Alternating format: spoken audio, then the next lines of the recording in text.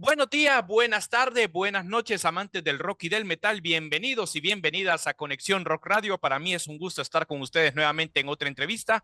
Johonny González les saluda y como siempre les invitamos a que nos dejen su pulgarcito arriba para que estén disfrutando de interesante contenido que les vamos a estar ofreciendo de manera periódica. Hoy pues tenemos una banda muy interesante. Bueno, los que nacimos en la década de los ochentas y que hemos vivido todo lo que ha sido las animaciones, la cultura pop. Por supuesto, mencionar caricaturas muy icónicas como G.I. Joe, pues ustedes yo creo que tendrán la referencia en el título que vamos a estar aquí compartiendo con todos ustedes. Y tengo por acá en el Zoom, pues nada más ni nada menos que a Gus Ríos, que es pues bajo y vocales de la banda Cold Slither y que hoy vamos a estar hablando de esta interesante propuesta y por supuesto de su trabajo autotitulado que ya en breve va a estar saliendo ya aquí a nivel mundial. Gus, it's a big pleasure to talk to you in this day. Welcome to Conexión Rock Radio. Thank you very much for accepting this interview. And we share with the readers and fans around the world about the upcoming news that Cold Slither had in this year. Welcome. Thanks for having me, man. Let's start about with the obvious. How did the idea to come about to turn a fictional G.I. Joe episode into a real band with you had a new album? And how did you get involved in this project at Sartan? Many years ago, I played in a band that was signed to Nuclear Blast Records. The label manager at the time was Gerardo Martinez, who went on to start Raining Phoenix Music. And all those years ago, like 20 years ago, when I met him personally, he had a G.I. Joe shirt on. And I immediately said, hey, I'm a big G.I. Joe fan. So him and I developed this friendship outside of work as just two G.I. Joe fans. Like we collect the toys, watch the cartoons. We just love G.I. Joe. And then maybe like 10 years ago, he had the idea. You know, he's a heavy metal record company guy. G.I. Joe is a famous, beloved toy brand who happened to have a heavy metal band in one of their cartoon episodes. And it was his idea, so I have to credit Gerardo with this.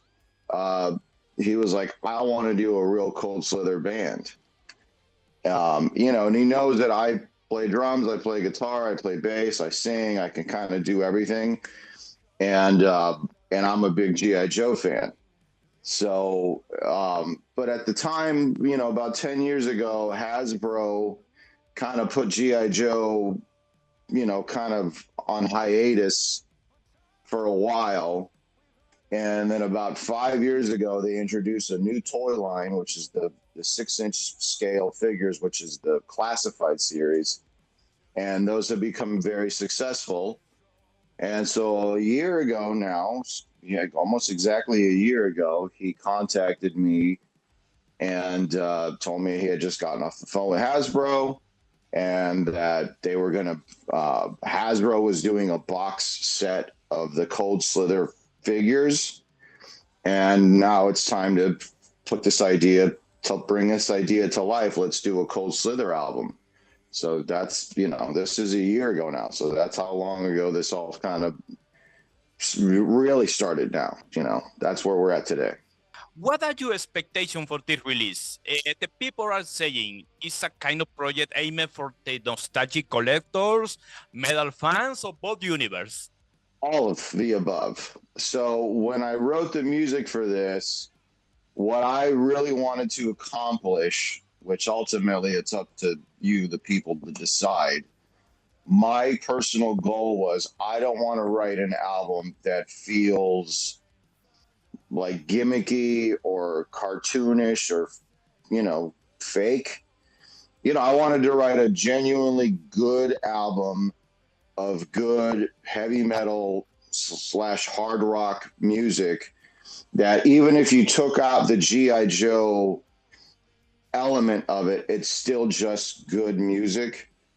So I cared very deeply. I've been a musician a professional musician for 30 years. Like, I don't do things half-ass, or, you know, I don't care. Like, everything I do, I care a lot about, and I care very deeply about G.I. Joe. So for me, it was a very, very, very serious, very important album that I worked very hard on. So I hope that heavy metal fans like it. I hope G.I. Joe fans like it. And I hope that just people, you know, if it makes its way to just anybody's ears, that people are like, hey, this is actually pretty good stuff. So that was my goal. I must to say the album had a very lots of highlights. Like example, the title track, Cold Slither, the introduction, Welcome to the Swamp. It's very funny. Listen to Command Cobra, talking about the guys of the label. Knock and Dead, Thunder Machine, Salt and Revenge, Under the Dreadnought Spare, Master of Disguise, This Fluff is All Fatal. All the stuff, the album is very enjoyable from start to finish. I want to know, Gus, how involved was Hasbro in the artistic development of the album and the overall concept of Cold Slither? Were you given any creative freedom in this case? Interestingly enough, musically, I was given complete freedom. So the music, they really had no say in, or they really didn't object to anything. What I did at first, I came up with 9 song titles, because Cold Slither had already existed, and I knew they wanted a 10-song album. So I wrote 9 song titles down that I just thought were cool song titles, submitted those, and then Hasbro approved all of them, but they suggested, I think, 3 of their own. So obviously I'm going to just be, you know, I'm going to take their suggestions, and I'm going to, you know, like These Fluffies Are Fatal was a Hasbro suggested title. And, you know, I'm a G.I. Joe fan. I knew immediately what that meant. And so I just wrote the song around that. But musically, once I wrote the first original Cold Slither song, which was the song Thunder Machine, and I submitted the demo, and not only did RPM give it a thumbs up, but Hasbro gave it a thumbs up, I was like, okay, cool. I now know what I'm going to do with this. Because I think, again, I just, you know, as a musician, I kind of figured the same thing as, you know, I'm not going to give him a death metal album, or I'm not going to give him a Slayer record. I'm going to give him just, you know, cool, heavy music that hopefully a wide spectrum of people will enjoy, you know, and hopefully that when they heard it, they were like, okay, cool, that's what we want. And they really didn't say anything to me once I started writing music. Like, they just kind of said, cool, sounds good. You got the right about this point, because you and the rest of the guys respect the original spirit of the band that appears in the cartoon 40 years ago. I want to send a personal question to you guys. I am a huge fan of the G.I. Joe cartoon from the 80s. For you, what's the biggest challenge in turning an anime concept into a serious professional music production? I think for me, the weight I carried on my shoulder was, again, G.I. Joe for me was kind of more than a cartoon. I mean, I'm 48 years old. I grew up on the cartoon. You know, I have I have all the toys. You know, G.I. Joe means a lot to me. I mean, I got the tattoos. The Decepticon logo. G.I. Joe is very important to me personally. So for me, there was a lot of, I don't want to, you know, Hasbro down. I don't want to let RPM down. But as interestingly as it sounds, I didn't want to let G.I. Joe down. I didn't want to let the Dreadnoughts down. Like, I wanted to make sure that this album really was just a great record. And so, you know, at the end of the day, ultimately, I'm happy with the album, but I've yet, you know, thankfully, everybody that I've spoken to seems to enjoy the record. And so far, everything's been good, but ultimately it's up to the fan base to decide if they like it or not, because everybody in their mind, has their idea of what Cold Slither should sound like. And, I based my idea, like when I recorded, the first thing I recorded was the song Cold Slither, which was on the cartoon. And I sang it exactly the way it was sang in the cartoon. And so based on what those vocals sounded like, I based the rest of the vocals on the album to sound kind of like that, because that's what Zartan sounds like when he sings. So, I just try to make it to where it did sound like every song was a Cold Slither song. With a little, you don't want every song to sound the same. So there's definitely like the song Torched, for instance, is definitely a more up-tempo kind of speed metal, Bay Area thrash kind of a thing. This song called Snakes on the Bayou. That one's got kind of like a Black Sabbath vibe to it. And so, I just kind of wanted to, all of my favorite heavy metal bands from the 80s would have been part of what made the Cold Slither sound. So I try to put some of that into the, again, you guys decide if I did it well or not. By the way, the album had a lot of thematic drops the inspiration from G.I. Joe and the Dreadnoughts. And of course, Mind Control. What messages did you want to convey through the anti-establishment aesthetic? Well, I think I kind of, with the lyrics in particular, you have this, it has to stay within the parameters of it's for Hasbro, right? Like it's for a billion-dollar toy company. I'm not going to write lyrics like, I'm going to cut G.I. Joe's throat and make it bleed. Like, it has to stay, within a certain parameter. But I also didn't want it to be like, G.I. Joe is bad and Cobra is so good. Like, that's stupid. That's like a kid's cartoon.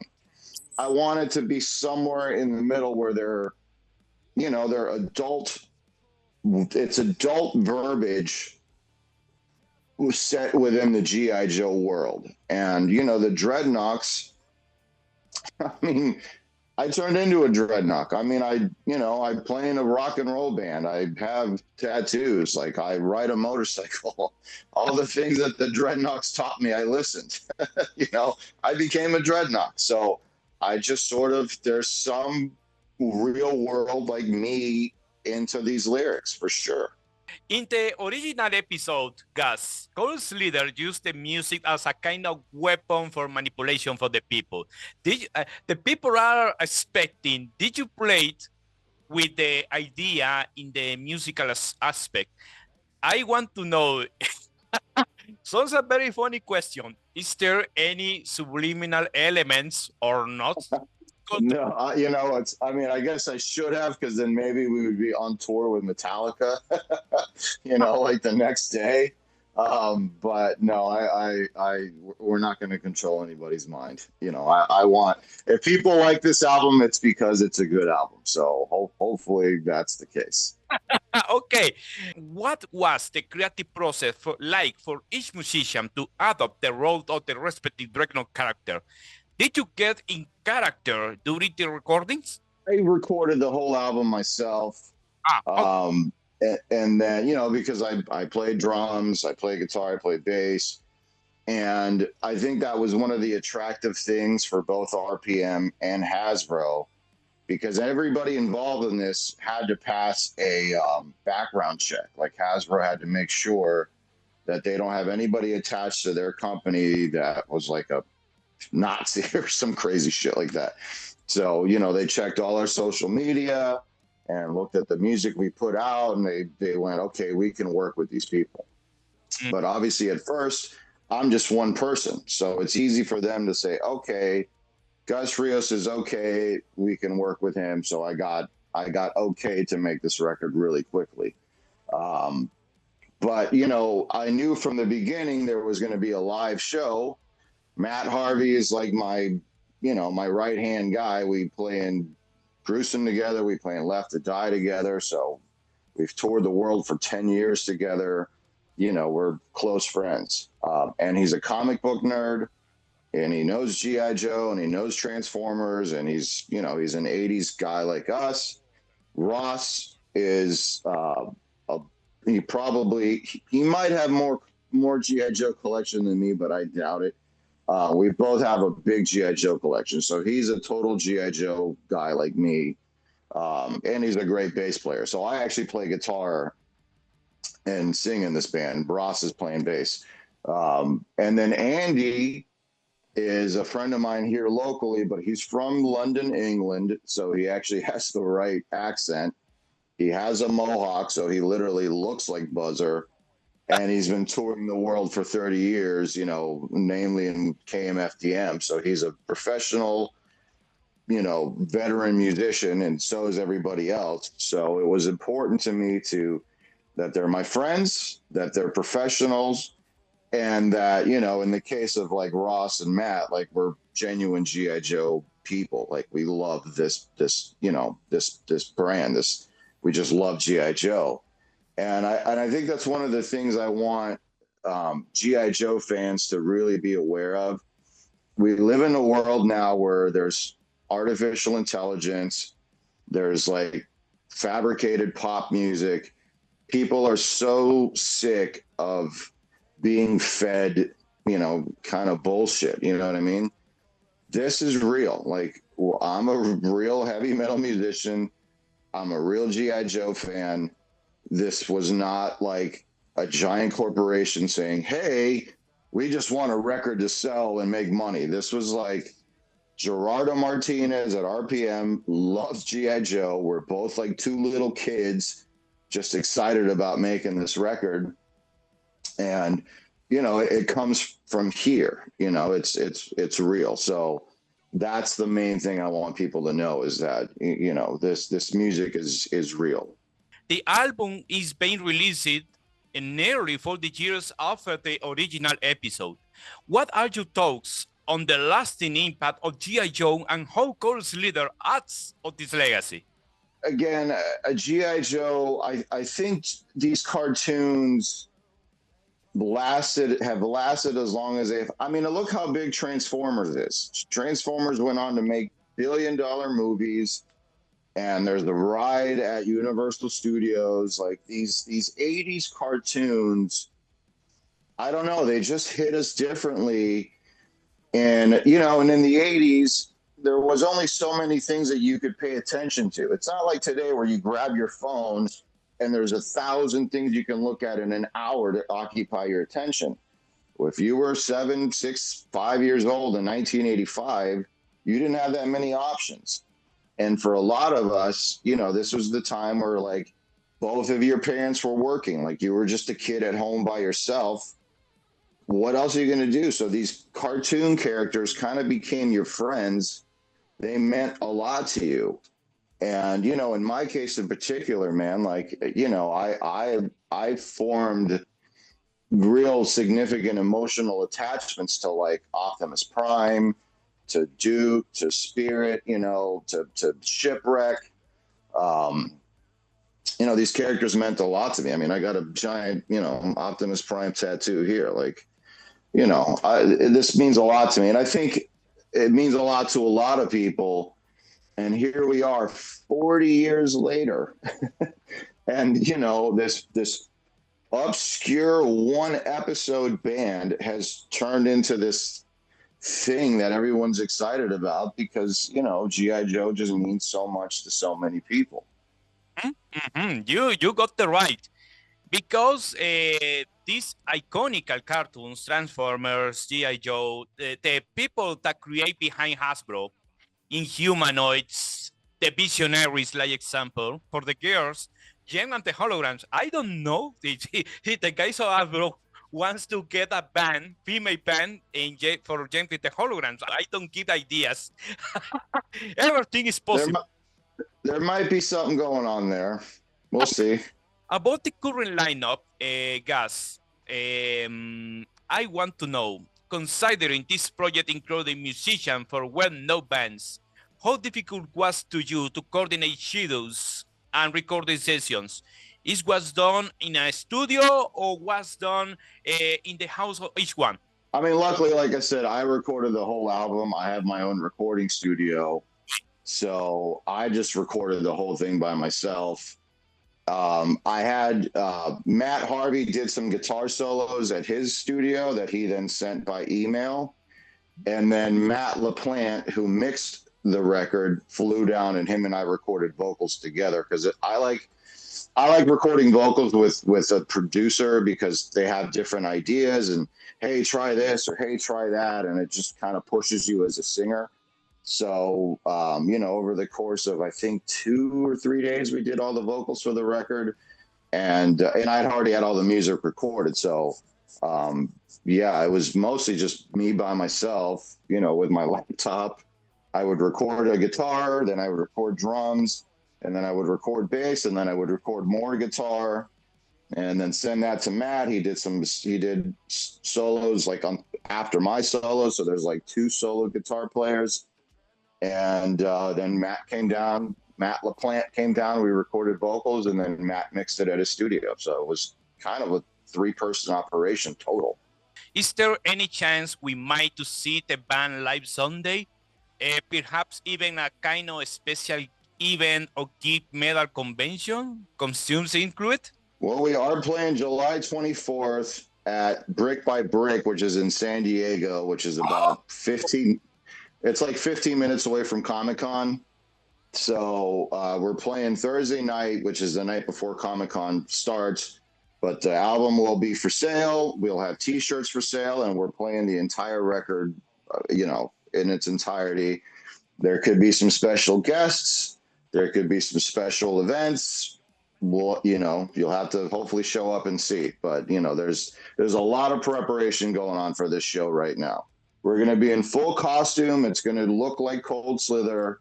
It's going to be cool. Is there a particular track aside of Cold Slither of the album that stands the definitive item for the band? For many fans of the series, it's a kind of rendition from the 80s. It's a fact that many fans brought some smiles. Yeah, I mean, it's interesting how this random cartoon episode with this random song all 40 years later is still alive. And as soon as you say Cold Slither, if you're a G.I. Joe fan, immediately what that is. And I will say it's interesting to me, I literally have no idea how popular G.I. Joe is outside of the United States. So I'm very surprised and happy to find out that, Latin America embraced G.I. Joe. I literally have no idea. Because I was born in Venezuela, but I moved to America when I was only 10 months old. So I grew up in Florida and not in Miami. So I grew up with, this is why I have no accent. Hablo español, pero no muy bien. I grew up here, so I didn't know, and this is the 80s. There was no real communication with Latin America back then. You know what I mean? So I'm very excited to find out that you guys love G.I. Joe the same way we do. I think that's awesome. And I hope, God, I would love to go down there and tour and bring Cold Slither down to South America. Do you think that this kind of project could open the door to make more collaboration between the pop culture and metal? Is there any franchise do you like to something similar with? I mean, that was kind of one of the big ideas is if this works, where do we go from here? There's a Transformers soundtrack. I mean, Gem and the Holograms. I just saw yesterday that they have a new album out. Could there be a Gem and the Holograms and Cold Slither tour? I don't know, but that would be pretty awesome. That would be such a celebration of just 80s. Gus, what message do you want to send for other people that enjoyed this interview? Thank you so much for the time to your house, and we're looking forward to back again in the future and give continuity the history of a great band like Cold Slither. Gracias. Bueno, damas y caballeros, pues ustedes ya han disfrutado acá de nuestra entrevista con Gus Ríos, Sartán en el universo musical de Cold Slither, y por supuesto les invitamos para que puedan disfrutar de esta propuesta muy interesante que aparece en el horizonte y que, como siempre les decimos, apoyen las propuestas que este año definitivamente viene con interesantes lanzamientos. Soy Johonny González, estas fueron las entrevistas internacionales en Conexión Rock Radio, pendientes de la próxima de nuestra serie, y como siempre les decimos, que el rock y el metal no falten siempre en su dieta diaria. ¡Cobra!